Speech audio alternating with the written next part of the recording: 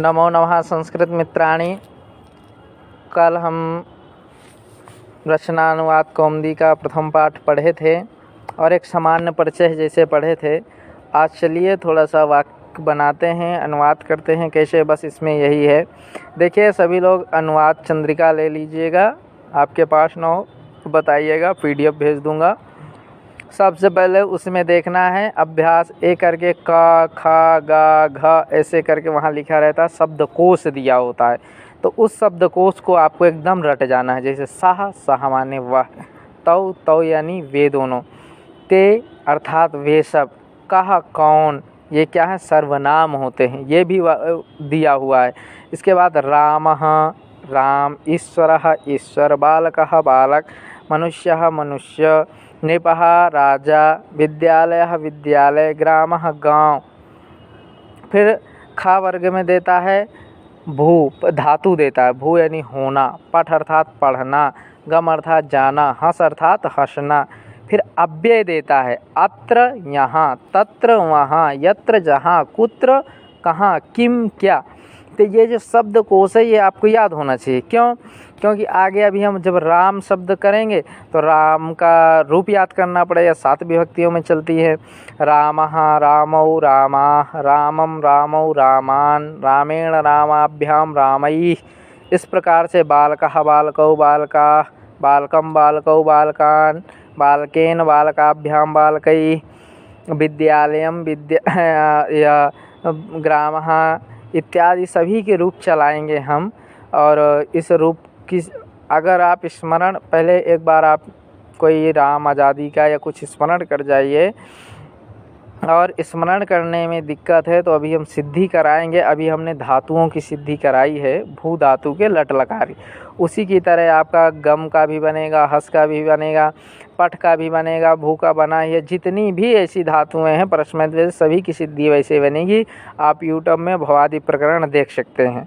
ठीक, यूट्यूब में जाइए, आप सर्च करिएगा। अगर ना मिले तो मुझे बताइएगा, मैं लिंक शेयर कर दूँगा, आप देखिएगा। इसके बाद अब इसमें अनुवाद के कुछ नियम थे। क्या? सबसे पहला नियम ये था कि कर्ता में प्रथमा, कर्म में द्वितीया होती है। ये नियम एक होता है, कर्ता में प्रथमा, कर्म में द्वितीया होती है। अब प्रथमा, द्वितीया, तृतीया, चतुर्थी, पंचमी, षष्ठी, सप्तमी, ये क्या होती हैं? विभक्ति होती है। प्रथमा का रूप रामः रामौ रामाः, रामं रामौ, द्वितीया का रामं रामौ रामान्, तृतीया का रामेण रामाभ्याम रामै। तो वही बता रहा है कि प्रथमा वाक्य में कर्ता प्रथमा विभक्ति, कर्ता में प्रथमा विभक्ति। अब अगर एक होगा तो प्रथमा एक वचन होगा, 2 होंगे तो प्रथमा का द्विवचन होगा, बहुत होंगे तो प्रथमा का बहुवचन होगा। इसी तरह कर्म में द्वितीया विभक्ति का एक वचन आता है। अगर एक कर्म है, 2 कर्म है 2 आएगा, 3 कर्म है या ज़्यादा है तो बहुवचन का आ जाएगा। ठीक। और एक नियम और बताया गया था कि तीनों लिंगों में धातु का रूप समान रहता है। तीनों लिंगों का मतलब स्त्रीत्व, पुंस्त्व और नपुंसकत्व। राम शब्द रूप का तो एक बार बदल जाएगा, लेकिन धातु का लिंग और वचन नहीं बदलेगा। वचन कर्ता के अनुसार ही होता है। ये भी नियम था, कर्ता के अनुसार धातु का वचन और पुरुष होता है। ये एक नियम है, कर्ता के अनुसार धातु का वचन और, यानी धातु अर्थात क्रिया का वचन और पुरुष होता है। ठीक, ये नियम थे। तीनों लिंगों में धातु के रूप समान चलते हैं, समान रहता है, ये नियम था एक। ये 3 नियम आपको एकदम, जब भी आप बनाते वाक्य रचना करने जाएंगे, ये 3 नियम हमेशा स्मरण रखेंगे। शब्द रूप आप धीरे धीरे याद करें। अगर नहीं याद करना है, मान लीजिए प्रथमा द्वितीया मैं बता देता हूँ। किसी भी शब्द में अकारांत हो, अकारांत कहने का मतलब जैसे राम है, राम में अ लास्ट में आता है ना, तो ऐसा हो तो उसमें प्रथमा विभक्ति बनाने के लिए एक वचन में विसर्ग जोड़ते हैं, द्विवचन में औ जोड़ते हैं, अब बहुवचन में आह जोड़ते हैं। ठीक, राम अह यानी आ के बाद 2 विसर्ग, मकार हलंत करके 2 विसर्ग जोड़ देते हैं। विसर्ग रामः, औ जोड़ेंगे तो रामौ बनेगा, और आह जोड़ेंगे तो रामाह बनेगा, दीर्घ बनेगा। द्वितीया विभक्ति बनाने के लिए प्रथमा एक वचन में अम जोड़ते हैं, द्विवचन में क्या जोड़ते हैं? रामम रामौ रामान। द्विवचन में भी औ जोड़ते हैं और बहुवचन में आन जोड़ते हैं। ठीक, तो रामः रामौ रामान, ये द्विवचन का बन, रामः रामौ रामाः एक वचन, रामम रामौ रामान ये द्वितीय विभक्ति के हो गए।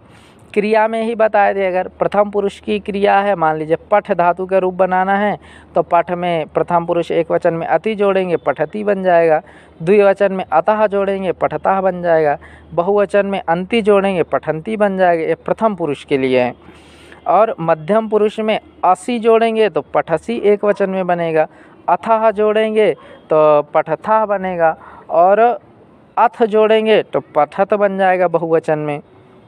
इसी तरह उत्तम पुरुष में एक वचन में मी जोड़ेंगे, आमी जोड़ेंगे तो पठामी बन जाएगा। द्विवचन में आवह जोड़ेंगे तो पठावह बन जाएगा। बहुवचन में आमह जोड़ेंगे तो पठामह बन जाएगा। संभवतः ये आपको समझ में आ गया होगा। अब देखिए, जैसे हमने 3 नियम बनाए थे, अब उनको लगाना है। कैसे? जैसे यहाँ पर बनाएगा आप अपने ही, वह पढ़ता है। तो सबसे पहले हमें वाक्य देखना है, वह पढ़ता है। सह पठति। अब हमने क्यों कह दिया सह पठति? देखो, सह क्या है? वह क्या है? पुल्लिंग है। और कर्ता है, कर्ता एक वचन का है। क्रिया क्या है? पढ़ना। तो कर्ता के अनुसार क्रिया का वचन और पुरुष होता है। कर्ता एक वचन का है, प्रथम पुरुष का, अर्थात क्रिया भी एक वचन की और प्रथम पुरुष की होगी। यहाँ कर्म है ही नहीं, तो कर्म की कोई वही नहीं है। तो अब कर्ता में क्या होती है? हमेशा प्रथमा विभक्ति होगी। तो सह तौते इसका सर्वनाम का रूप चलता है, तो सह हो गया। अब पठ, तो पठ में बताए थे अति जोड़ देंगे प्रथम पुरुष का, तो क्या बन जाएगा? पठति। तो सह पठति, वह पढ़ता है, क्या बन जाएगा? सह पठति। वह हंसता है, तो यहाँ पर भी कर्ता वह है, एक वचन का है, प्रथम पुरुष का है, तो क्रिया भी एक वचन प्रथम पुरुष की आएगी। सह हंसति। बालक पढ़ता है, तो बालक कर्ता है, एक वचन का है, कर्ता के अनुसार क्रिया का वचन और पुरुष होता है, तो कर्ता वचन और पुरुष होता है, तो कर्ता प्रथम पुरुष है, अर्थात क्रिया भी प्रथम पुरुष होगी। कर्ता एक वचन है, अर्थात क्रिया भी एक वचन होगी। इसलिए तो कर्ता में प्रथमा होती है, तो बालकः पठति। राम गांव जाता है। अब यहाँ पर भी नियम देखिए, कर्ता क्या है? राम। किस पुरुष किस वचन का है? तो प्रथम पुरुष का है, एक वचन का है, तो क्रिया भी प्रथम पुरुष एक वचन की प्रयोग होगी। राम कर्ता है, प्रथमा विभक्ति, कर्ता में हमेशा प्रथमा विभक्ति आती है, तो रामः बन जाएगा। गांव क्या है? कर्म है। गांव में क्या आता है? कर्म में हमेशा द्वितीय विभक्ति आती है। गांव के संस्कृत में क्या कहते हैं? ग्राम। तो ग्राम में अम जोड़ेंगे तो क्या बन जाएगा? ग्रामम। तो रामः ग्रामम। राम क्योंकि प्रथम पुरुष का है, एक वचन का, इसलिए कर्ता के अनुसार क्रिया होगी। तो गम धातु गच्छ, गम को गच्छ हो जाता है, तो गच्छ धातु से अति जोड़ेंगे तो क्या बन जाएगा? गच्छति। ठीक, इसी तरह वहाँ कौन पढ़ता है? पढ़ रहा है क्या? तो यहाँ पर देखिए, वहाँ अव्यय आ गया। कौन पढ़ रहा है? निश्चित नहीं ना है, तो यहाँ पर कर्ता यानी कौन पढ़ रहा है से हमें है कि कोई एक के लिए कहा जा रहा है, तो एक वचन का कर्ता होगा, तो क्रिया भी हमारी क्या होगी? एक वचन की होगी। और कौन कहा, यानी कौन होता है? वहाँ का आपको हमने बताया ही था कि यहाँ जो दिया गया है तो वो पढ़ लीजिएगा, उसको याद करे रहेंगे। अव्यय पद तो आपको पता चल, तत्र नहीं वहाँ, तो तत्र वहाँ। कौन के लिए? कह, एक वचन का कर्ता बोध हो रहा है कह से, तो एक वचन की क्रिया आएगी और प्रथम पुरुष आएगा। तो तत्र कह पठति, समझ गए? तत्र कह पठति।